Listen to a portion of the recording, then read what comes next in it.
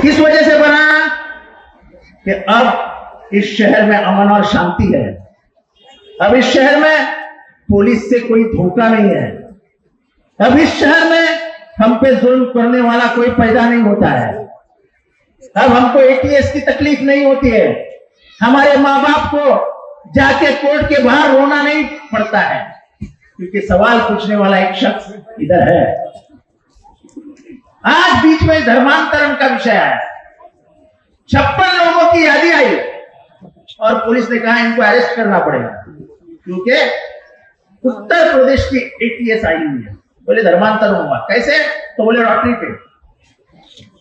मैं बोला 56 लड़के लोगों को उठा के लेके जाएंगे तो माँ बाप के हालात क्या होंगे? तो मैंने कुछ नहीं बोला। मैं अंदर गया, मैंने पूछा भाई मेरे को 2 आदमी तो दिखाओ जिसका धर्मांतरण हुआ है, नहीं तो कल हम उम्रा बंद कर देंगे। जैसा ही मैंने ये कहा उन्होंने बोला हम बताते हैं शाम को।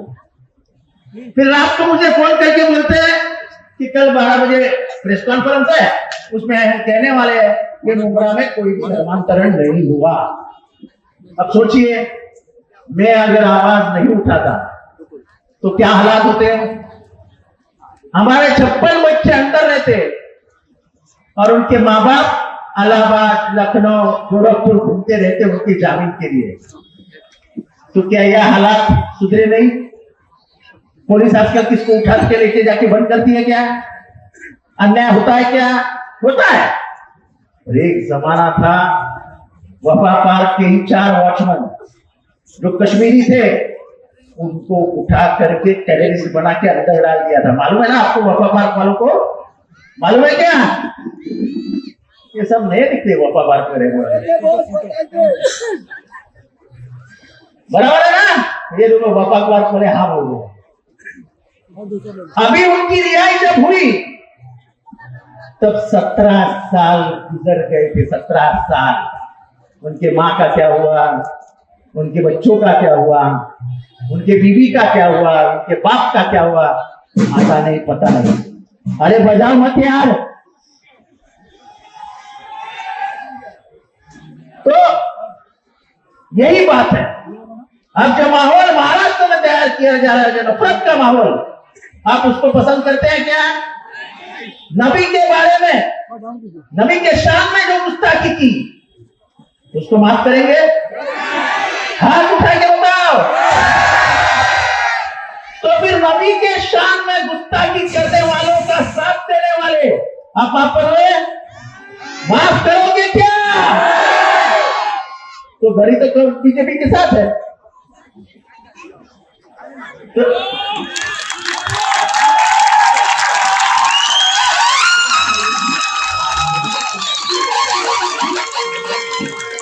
ये संजय सिंह जी है, बीजेपी के खिलाफ ये और अरविंद केजरीवाल देश भर में लड़ाई करते हैं, तो फिर उनको जेल भेजा जाता है। और जेल में भी ये लड़ते हैं तो फिर बीजेपी डर के मारे इनको छोड़ भी देती है। लड़ने वाले से बीजेपी डरती है, लड़ने वाले से बीजेपी डरती है। और इसलिए बार बार ये हरियाणा वाले कहते हैं हमसे कि बीजेपी का नाम क्यों लेते हो? आज बीजेपी का नाम क्यों ले रहा हूं? तो आज दोपहर को किरण रिजिजू, आपको तो मालूम है, केंद्रीय मंत्री है गृह होम डिपार्टमेंट के, बराबर है ना? उन्होंने मुंबई में आके कहा कि हम इस लोकसभा के शीत अधिवेशन में किसी भी हालात में हम वक्त की जमीन सरकार के नाम कर देंगे, हम कानून पास कर देंगे। अब एक तरफ देश में लड़ाई शुरू है कि वक्त का कानून पास नहीं होना चाहिए, और दूसरी तरफ और ये पेपर है अभी जेपीसी का रिपोर्ट नहीं गया और केंद्रीय मंत्री आके कहते हैं संजय जी ये कानून पास देंगे। उनके बाप का है क्या? ये जमीन मुसलमानों ने मुसलमानों के नाम पे कर दी, इस्लाम के नाम पे कर दी, खुदा को दे दी। ये खुदा की जमीन है। इसको लेने वाले मोदी साहब तुम कौन होते हो? ये हमारी जमीन है, हमारे मदरसे के लिए, हमारे मस्जिदों के लिए, हमारे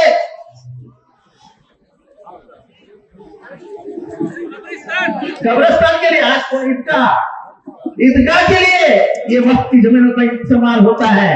और इसलिए मुसलमान इस्लाम को मानने वाले जो छाती निकाल के अपनी जमीनों का इस्तेमाल करते हैं वो घुटने पे आ जाए और रेंगते हुए गवर्नमेंट के पास जाए, हमें जमीन दो। मुसलमान ये नहीं करेंगे। मुसलमानों के हक की जमीन है, हम लड़ेंगे लेकिन जमीनें नहीं देंगे। इतनी ही बात कहता हूं क्योंकि संजय जी को बात करना है। एक बात इतना ही कह के जाता हूं, महाराष्ट्र के इतिहास में कभी नबी पे ऊपर भला बुरा नहीं कहा, और ये भी मुख्यमंत्री के सामने। बटेंगे और बटेंगे तो कटेंगे, महाराष्ट्र में आके कह रहा है।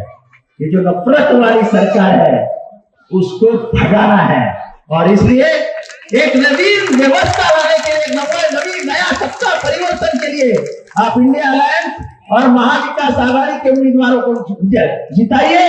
मैं आपकी खिदमत पिछले 15 साल से कर रहा हूं और एक मौका खिदमत करने का मुझे दे दीजिए। इतना ही कहता हूं। संजय जी को सुनिए, एक देश के एक वरिष्ठ वक्ता है। आप तुतारी का बटन दबा के, मेरी निशानी क्या है, जरा जोर से बोलिए, मेरा निशानी क्या है और मेरा बटन का नंबर क्या है, 1 नंबर। तो 1 नंबर का बटन दबा के मुझे कामयाब बनाइए। खुदा हाफिज। मैं संजय की बात करें।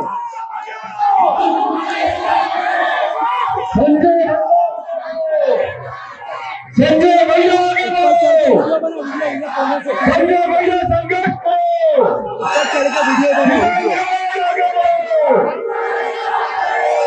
हमारे बीच संजय सिंह जी तशरीफ ला चुके हैं। सर, हम आपका मुबारक करवा में इस्तकबाल करते हैं और हमारे बीच आप खिताब करेंगे। Thank you.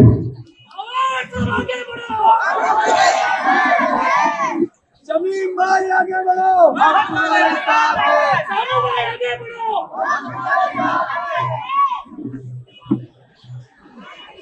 एक बार जोरदार नारा लगाएंगे, इंकलाब, इंकलाब, इंकलाब।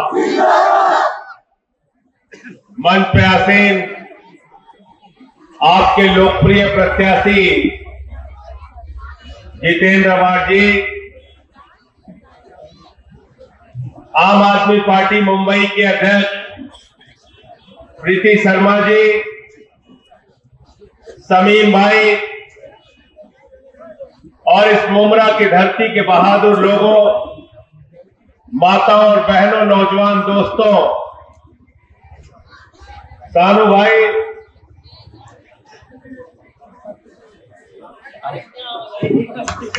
अरे मीनाक्षी जी आज हमारे पार्टी में प्रवेश कर रहे हैं और मैं जमीन भाई थोड़ा साइड हो जाओ। यहाँ बड़ी मीनाक्षी हमारे पास आए। पिछली बार हमारी गलती हुई जो आपके बीवी को हमने इधर से ही हराया था, अब इधर से ही इंशाअल्लाह जिताएंगे।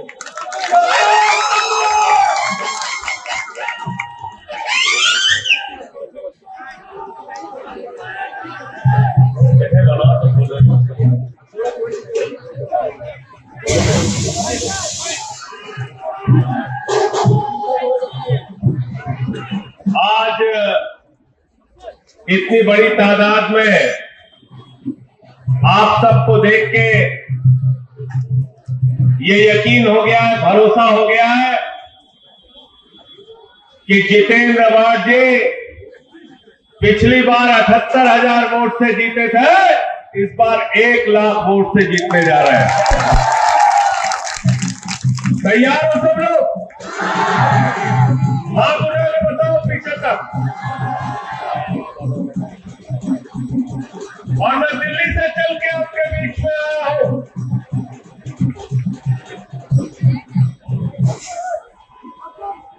दिल्ली से चल के आपके बीच में आया हूं और इसलिए आया हूं कि पूरे हिंदुस्तान में जहां कहीं भी भारतीय जनता पार्टी के खिलाफ लड़ाई होगी, नरेंद्र मोदी के खिलाफ लड़ाई होगी, अमित शाह के खिलाफ लड़ाई होगी, नफरत के खिलाफ लड़ाई होगी, झगड़े के खिलाफ लड़ाई होगी, इस मुल्क का अमन बिगाड़ने वालों के खिलाफ लड़ाई होगी। संजय सिंह सीना तान के आपके साथ खड़ा होगा, इस विश्वास को दिलाने के लिए आपके बीच में आया।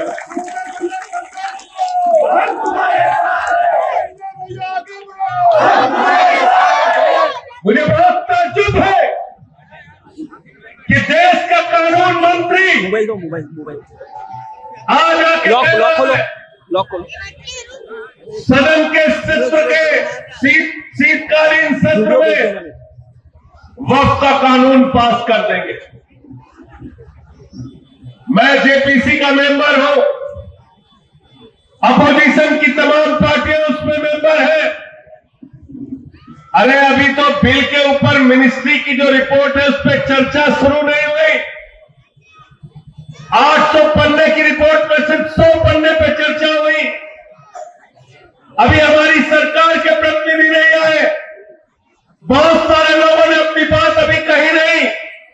और देश का कानून मंत्री अगर ऐसी बात कह रहा है तो देश के संविधान के साथ कानून मंत्री गद्दारी कर रहा है, लोकतंत्र के साथ गद्दारी कर रहा है, उसको कहने का हक नहीं।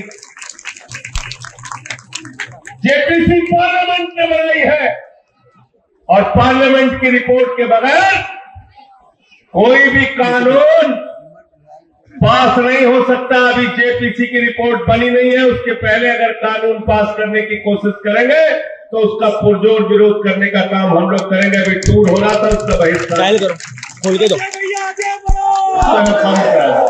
थोड़ी देर बंद करा दो भाई। साथियों और दोस्तों, कहां से शुरू करें और कहां खत्म करें? वतन की जो हालत सुनाने लगेंगे तो पत्थर भी आंसू बहाने लगेंगे। वतन की जो हालत सुनाने लगेंगे तो पत्थर भी आंसू बहाने लगेंगे। अगर भीड़ में खो गई आदमियत तो उसे ढूंढने में जमाने लगेंगे। आदमियत का, इंसानियत का, मानवता का कत्ल किया जा रहा है और नफरत की बुनियाद पर हिंदुस्तान को बनाने की कोशिश की जा रही है। भाई से भाई को झगड़ा कराने की कोशिश की जा रही है। महाराष्ट्र का चुनाव हो रहा है, शिंदे की सरकार है, फडणवीस की सरकार है, अजीत पवार की सरकार है, महायुति की सरकार है। अरे चुनाव के प्रचार में जाते हो तो बताओ हमारे बच्चों के लिए कितना स्कूल बनाया, बताओ हमारे बच्चों के लिए कितना अस्पताल बनाया, बताओ हमारे लिए कितनी सड़कें बनाई, बताओ हमारे लिए कितने उद्योग लगाए, बताओ हमारे लिए कितने रोजगार दिया, बताओ हमारे लिए कितनी महंगाई कम की, बताओ मुंबई और महाराष्ट्र की क्या तरक्की की। अरे बेईमानो, मुद्दों की बात नहीं करते हो, फालतू की बात करते हो। बटोगे कटोगे, बटोगे कटोगे, ये सब नारे में अब मुमरा और मुंबई की जनता फंसने वाली नहीं है। हम सब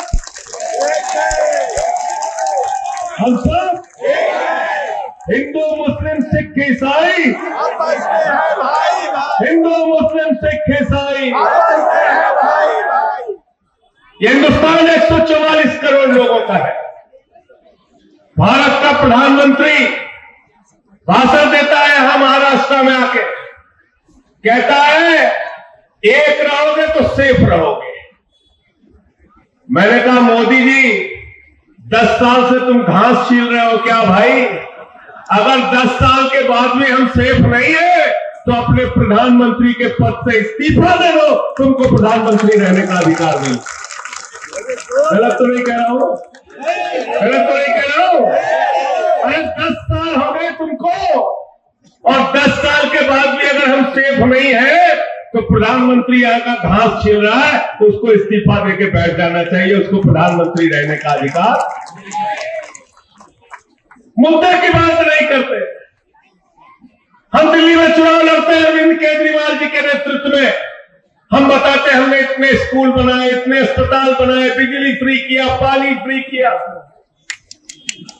यहां पे योगी जी आते हैं, नारा दे रहे बटोगे तो कटोगे।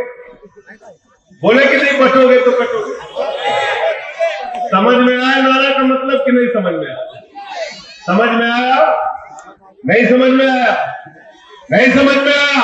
मैं आपसे कहना चाहता हूं, बटोगे तो तुम्हारे बच्चों के सरकारी स्कूल बंद हो जाएंगे, बटोगे तो सरकारी अस्पताल बंद हो जाएंगे, बटोगे तो तुम्हारी सरकारी सड़कें टूट के खाक खाक हो जाएंगी, बटोगे तो देश के अंदर महंगाई बढ़ जाएगी। 110 रुपए का पेट्रोल बिकेगा, 100 रुपए का डीजल बिकेगा, 250 रुपए का टमाटर बिकेगा, 300 रुपए का तेल बिकेगा, महंगाई आसमान पे पहुंच जाएगी। बटोगे तो भारत की सेना 4 साल के ठेके पे रख दी जाएगी, अग्निवीर की योजना लाई जाएगी। बटोगे तो नफरत की बुनियाद पर हिंदुस्तान को बांटा जाएगा। बटोगे तो याद रखना, आपके बच्चों का मुस्तकबिल खराब हो जाएगा। महाराष्ट्र के अंदर उद्योग धंधे गुजरात पर चले जाएंगे। बटोगे तो आपका रोजगार खत्म होगा, किसान आत्महत्याएं करने के लिए मजबूर होगा। इसलिए मैं कहना चाहता हूं, न बटिए न कटिए, मिलके भाजपा को रपटिए।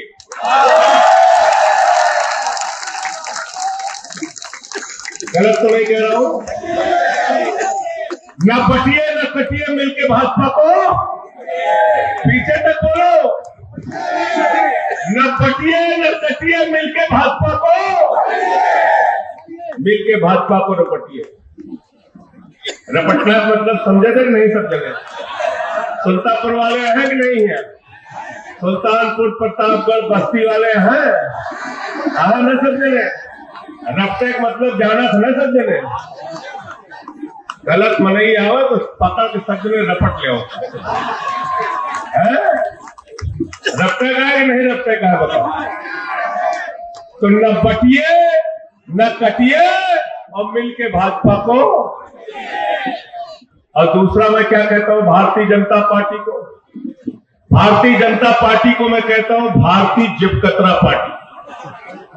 भारतीय जेब कतरा पार्टी, जेब काटने वालों की पार्टी। महंगाई देश के अंदर बढ़ाया, नोटबंदी लगा के आपकी जिंदगी को बर्बाद किया। आप लाइनों में खड़े रहे, 100 से ज्यादा लोग मर गए। किसानों के 3 काले कानून लाए, 750 किसानों ने अपनी शहादत दी। भारत का प्रधानमंत्री इस देश की जनता से झूठ बोलने का काम करता है। एक बार प्रधानमंत्री ने कहा मोदी जी को वोट दे दो, 2 करोड़ नौकरी देंगे। झूठ बोला। फिर बोले ऐसा काला धन लाएंगे, इतना काला धन लाएंगे, इतना काला धन लाएंगे कि हर आदमी के खाते में कितना जमा हो जाएगा? कितना जमा होगा? सबको याद है, कोई भूला नहीं समीम भाई। 15 लाख आ गए, 15 पैसे भी नहीं आए, 15 पैसे भी नहीं आए। किसानों को कहा भाइयों और बहनों किसानों, आपका हम आमदनी दोगुना कर देंगे, फसल का दाम दोगुना कर देंगे। किसानों से झूठ बोला। माताओं बहनों से कहा महंगाई कम कर देंगे, देश के नौजवानों से कहा रोजगार देंगे। हर चीज झूठ बोलने का काम किया। झूठ बोलने में भारत के प्रधानमंत्री को महारत हासिल है। मैं तो मोदी जी के बारे में कहता हूं, अगर हिंदुस्तान के अंदर किसी नेता के पास गंजे को कंघी बेचने का हुनर है तो उसका नाम है नरेंद्र मोदी। गंजे को भी कंघी बेच देते प्रधानमंत्री, गंजे को भी कंघी बेच देते, कुछ भी बोल देते। हमारे खलीलाबाद में गए तो कहने लगे संत कबीर, बाबा गोरखनाथ और गुरु नानक देव जी एक साथ बैठ के मीटिंग करते थे। पता चला उनके जीवन काल में 100 साल काम कर रहे। फिर कहने लगे नाली के गैस से चाय बना लीजिए आप लोग, सब नाली के गैस से चाय बनाने लगे। फिर कहने लगे भारत की आबादी 600 करोड़ है, वहां से हम जीत के आते हैं।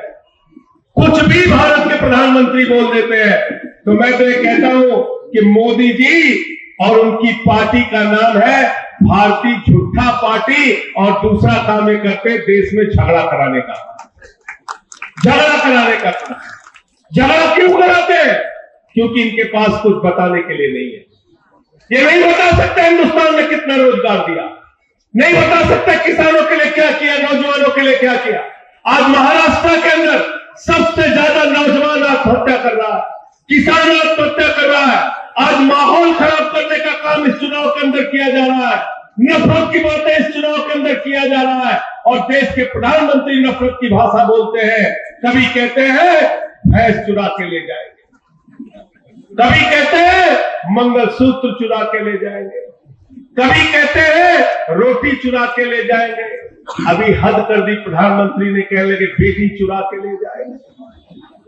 मैं पूछना चाहता हूं नरेंद्र मोदी जी, अगर आप इतने कायर प्रधानमंत्री हो कि आपके रहते हुए बेटी चुरा के ले जाएंगे, तो प्रधानमंत्री के पद से इस्तीफा दे दो, तुमको प्रधानमंत्री के पद पे रहने का अधिकार है। ऐसी गंदी भाषा भारत के प्रधानमंत्री बोलते हैं, ऐसी भाषा भारत के प्रधानमंत्री बोलते हैं। हिंदुस्तान के मुसलमानों के खिलाफ आप लोगों को भड़काते हैं, और दुबई में जाते हैं तो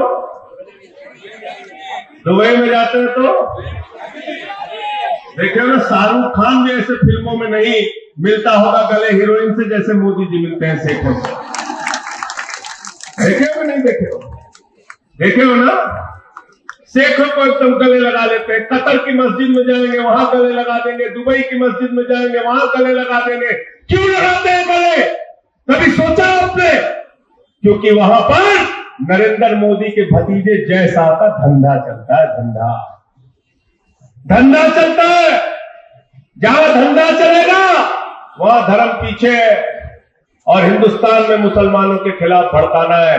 मैं तो कहता हूं मोदी जी, कतर के मुसलमानों से इतना प्यार है, दुबई के मुसलमानों से इतना प्यार है, थोड़ा इससे समीम से भी प्यार कर लो, इसको भी गले लगा लो कभी, यहां भी मस्जिद में घूम के आ जाओ।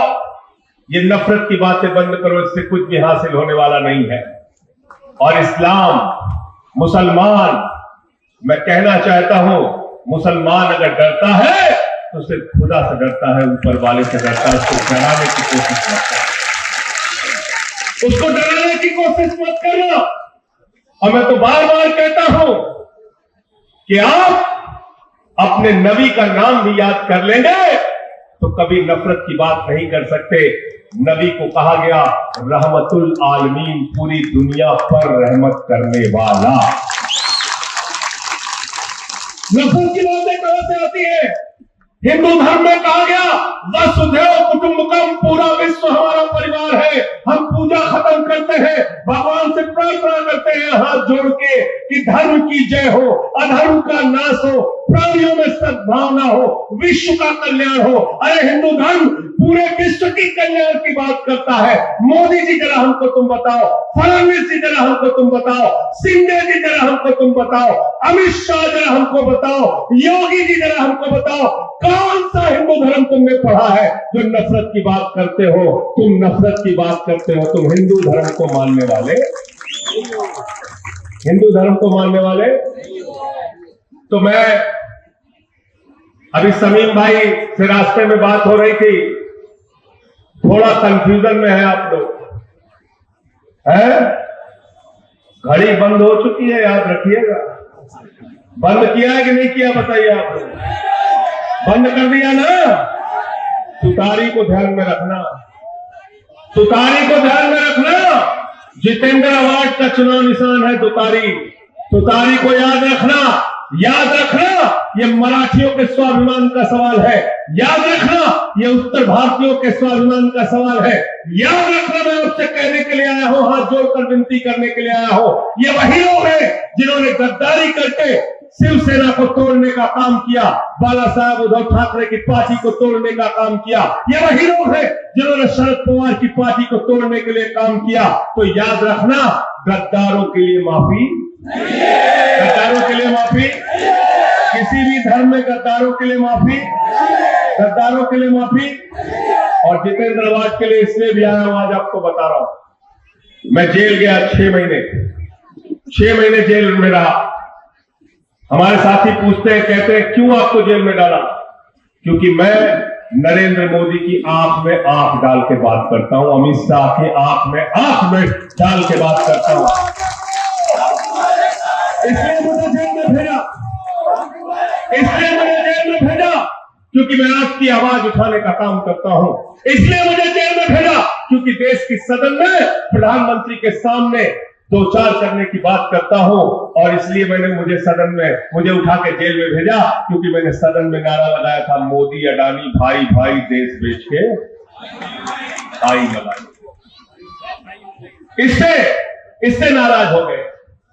मुझे देशद्रोही कहते हैं, मेरे ऊपर देशद्रोह का मुकदमा लगाया, 23 FIR मेरे खिलाफ थी, PMLA का मुकदमा लगाया, जेल में भेजा मुझे। और मुझे ये बताते हुए फख्र हो रहा है कि जब मैं जेल में था तो मेरे लिए यहां से जितेंद्र अवार्ड चल के मेरे परिवार से मिलने दिल्ली गए थे, इसलिए उनके लिए आया। ये समीम उनके साथ गए थे, हमारे मदनी भाई साथ गए थे, एहसान भाई साथ में गए थे। तो जो सुख दुख के साथी होते हैं, जिम्मेदारी और फर्ज बनता है उनके साथ खड़े हो। मैं आपसे हाथ जोड़कर विनती करने के लिए आया हूं, किसी घड़ी बड़ी के चक्कर में मत पड़िएगा। गलत तो नहीं कह रहा हूं? चक्कर में तो नहीं पड़ रहे हो ना? चक्कर में तो नहीं पड़ रहे हो? चक्कर में तो नहीं पड़ रहे हो ना? अगर घड़ी को वोट देना है, इससे बढ़िया कमल को वोट देके चले आना। गलत तो नहीं कह रहा हूं?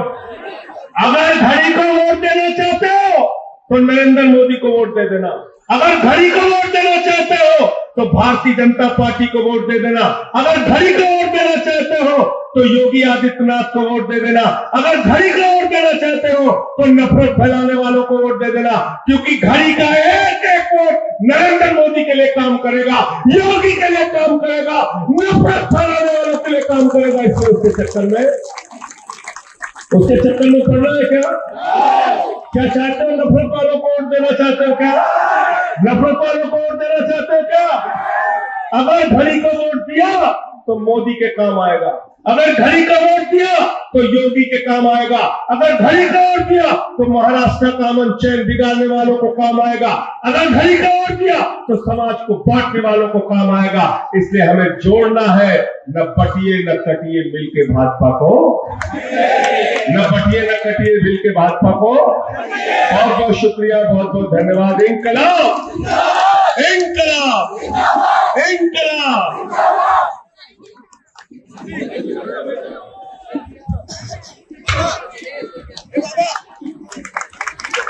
इंकलाब, इंकलाब, इंकलाब। तनवर